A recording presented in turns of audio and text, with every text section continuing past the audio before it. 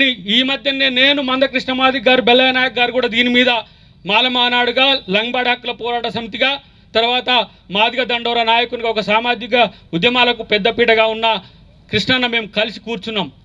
వాళ్ళు పెట్టిన మీటింగ్లో పోయి మాట్లాడడం కాదు, మనమే మీటింగులు పెట్టి వాళ్ళని ఆహ్వానించాల్సిన పరిస్థితి భవిష్యత్తులో ఉంటుందని చెప్పి ఒక తీర్మానం కూడా చేసుకున్న పరిస్థితిని మీరు గమనించాల్సిన అవసరం ఉంది.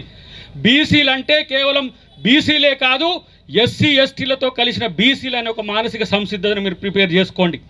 ఎందుకంటే ఎవరి కొరకు ఒక్కరే కొట్టాడలే, ఒక పూలే ఇవాళ ఈ దేశంలో సామాజిక న్యాయానికి పునాదిగా ఉన్న ప్రేరణతోని ఇవాళ అంబేద్కర్ గారు ఇంత పెద్ద నాయకుడైండు. అంబేద్కర్ పూరే వారసులం అయితే బీసీలు బజార్న పడితే ఎస్సీ ఎస్టీలు చూస్తూ నవ్వరు. కాబట్టి ఎస్సీ ఎస్టీ సంఘాలను కూడా మీతో కలిసి మమేకం కండి. ఈరోజు మా విశారదనను ఎందుకు మేము అందరం గౌరవిస్తున్నామంటే ఇలాంటి ఒక మహా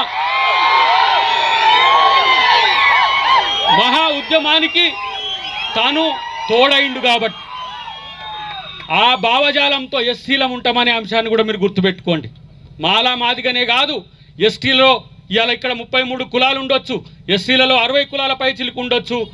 మీ యొక్క ఉద్యమాన్ని మేము బయట నుంచి చూస్తుండొచ్చు. రేపు మేము మీతో కలిసి ముందుకు నడిచే రోజులు భవిష్యత్తులో ఉన్నాయి మిత్రులారా, గుర్తుపెట్టుకోండి.